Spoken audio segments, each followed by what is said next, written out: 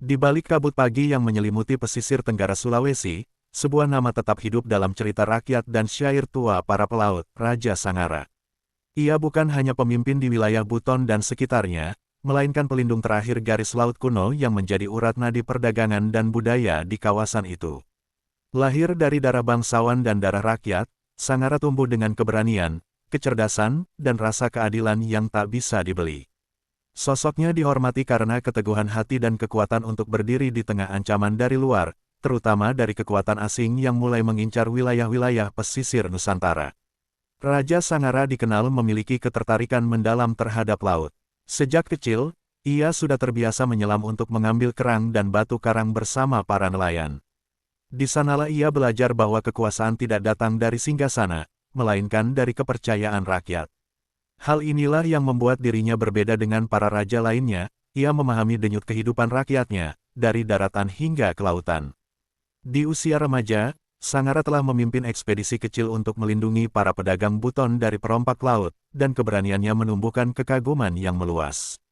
Kisah awal kepemimpinannya dimulai saat ayahandanya wafat secara mendadak karena wabah misterius. Sangara, yang saat itu baru berumur 25 tahun, dipaksa naik tahta di tengah masa ketidakpastian. Namun dengan keteguhan dan ketelitiannya, ia segera menstabilkan pemerintahan, menegakkan kembali adat dan hukum laut, serta membangun jaringan diplomasi dengan kerajaan-kerajaan sekitarnya. Ia dikenal tidak hanya sebagai raja, melainkan juga sebagai panglima, hakim, dan kadang bahkan guru di sekolah adat. Dalam balairung istana, Sangara menetapkan hukum yang disebut Wewenan Dolangi, yaitu prinsip pemerintahan berdasarkan keadilan maritim dan kelestarian lingkungan. Tidak ada kapal asing yang boleh bersandar tanpa izin, dan tidak ada hutan yang boleh ditebang tanpa musyawarah adat. Ini membuat Buton di bawah kekuasaan Sangara menjadi kawasan yang seimbang antara kekayaan alam dan peradaban.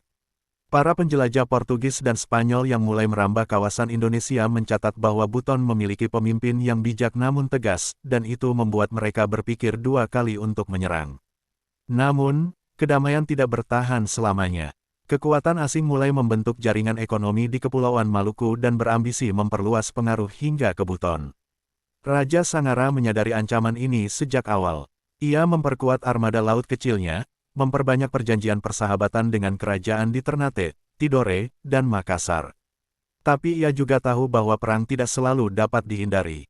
Karena itu, ia mulai mempersiapkan generasi muda dengan ilmu bela diri, navigasi, dan diplomasi agar Buton tidak hanya bergantung pada dirinya saja.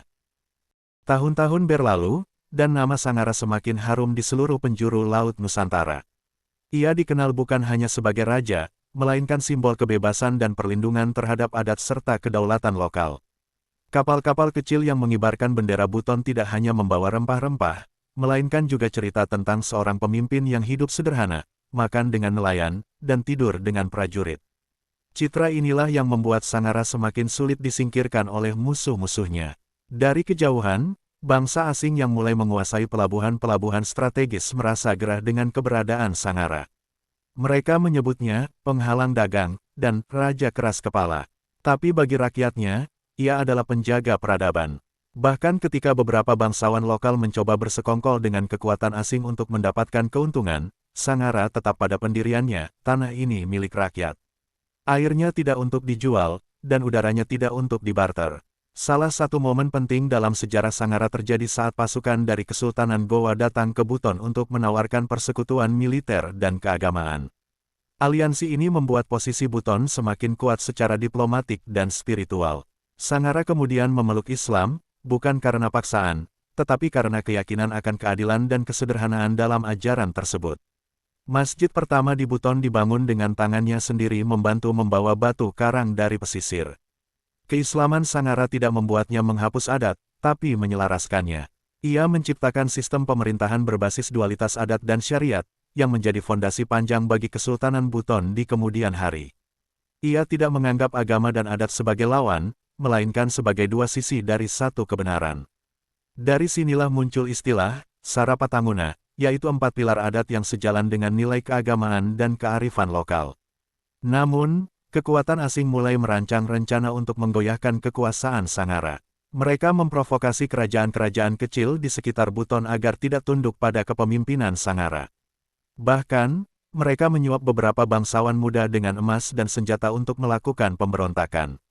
Dalam situasi ini, Sangara tidak gegabah. Ia menyusun strategi bukan hanya dengan kekuatan militer, tetapi juga kekuatan budaya dan narasi. Ia menulis surat kepada para raja kecil agar bersatu dan tidak jatuh dalam perangkap penjajahan gaya baru. Raja Sangara mengerti bahwa dalam pertempuran yang tidak terlihat, pena lebih tajam dari pedang. Ia pun menulis naskah-naskah pendek yang dibacakan dalam balai adat, isinya menekankan pentingnya persatuan dan menjaga tanah kelahiran dari pengaruh asing. Naskah-naskah ini dikirim melalui utusan ke berbagai pulau seperti Muna, Kaledupa, Binongko, dan Tomia. Ia meyakinkan para raja kecil bahwa penjajahan dimulai dari pemikiran, bukan dari kapal perang. Salah satu surat Sangara kepada Raja Lia terkenal karena berisi kalimat tajam namun bijak, bila engkau menyerahkan tanahmu hari ini, anakmu esok akan membayar air laut dengan darahnya. Kata-kata itu menggugah kesadaran politik masyarakat maritim yang selama ini terlalu percaya pada perdagangan bebas tanpa pengawasan. Surat-surat Sangara menjadi semacam pedoman moral bagi para pemimpin lokal dalam menghadapi tawaran-tawaran manis dari pedagang dan utusan asing. Namun tidak semua pihak senang. Bangsawan muda bernama Ladanda yang dulu pernah dekat dengan Sangara, tiba-tiba berbalik arah. Ia tergiur oleh tawaran kekuasaan dari pihak luar yang menjanjikannya menjadi penguasa wilayah timur jika berhasil menggulingkan Sangara. Dengan diam-diam, Ladanda membentuk pasukan rahasia di balik hutan-hutan kapur dan mulai merekrut pemuda-pemuda yang frustrasi akan kesulitan ekonomi akibat embargo asing terhadap pelabuhan Buton. Ketika kabar pengkhianatan ini sampai ke telinga Sangara, ia tidak marah, melainkan prihatin. Ia memanggil orang tua Ladanda dan memintanya menyampaikan satu pesan, takdir raja bukan di tangan asing, tapi di ujung lidah rakyatnya. Meski begitu, Sangara tetap memperkuat pengawasan laut dan mengirim pasukan elit yang disebut pasukan Lambo untuk menjaga jalur masuk utama dari arah selatan. Ia tidak ingin menyerang lebih dulu, namun juga tak sudi menunggu diserang. Sementara itu, istri Sangara, Permaisuri Pualangi, memainkan peran penting dalam menjaga semangat rakyat. Ia turun ke desa-desa untuk mengajar anak-anak membaca aksara lokal dan menceritakan dongeng moral tentang kesetiaan dan keberanian. Dalam istana, ia dikenal sebagai perempuan cerdas yang kerap berdiskusi strategi dengan Sangara. Ia percaya bahwa kekuasaan sejati adalah ketika rakyat merasa dilindungi tanpa rasa takut. Di tangannya pula, seni dan adat Buton tetap terpelihara, bahkan di masa genting. Suatu malam yang kelam, pasukan Ladanda akhirnya menyerang. Mereka menyusup melalui celah perairan timur yang dianggap aman. Dalam gelap, mereka membakar perkampungan nelayan dan menyandera anak-anak sebagai jaminan agar rakyat Buton menyerah. Namun, mereka tidak tahu bahwa Sangara telah menyiapkan perang gerilya di seluruh wilayah pesisir, dibantu oleh para nelayan yang terlatih sebagai pengintai. Perlawanan pertama dipimpin langsung oleh Sangara dari atas perahu kecil, bukan dari atas menara istana.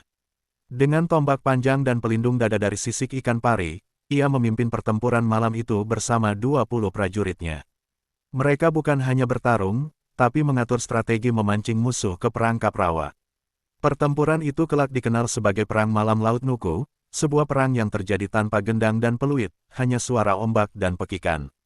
Ladanda terpaksa mundur, namun dendamnya kian membara. Ia kembali ke kamp pasukan utamanya yang ternyata telah menerima bantuan rahasia dari kapal asing berbendera Perancis.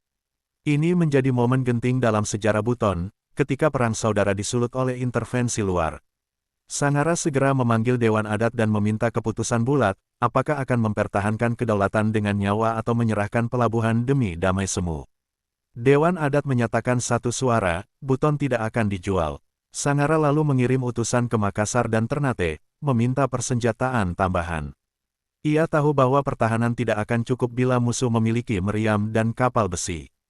Tapi sebelum bantuan tiba, ia lebih dulu mengatur siasat agar rakyat Buton tidak menjadi korban. Ia memerintahkan pembangunan lorong bawah tanah dari istana ke Bukit Batu sebagai jalur evakuasi rahasia. Di sisi lain, Pualangi diam-diam menemui Ibu Ladanda, memohon agar anaknya ditarik mundur dari konflik. Namun Ibu Ladanda hanya menangis. Anakku bukan lagi milik kami, ia kini milik Rakusan, katanya. Pualangi kembali ke istana dengan hati berat, namun ia tidak menyerah.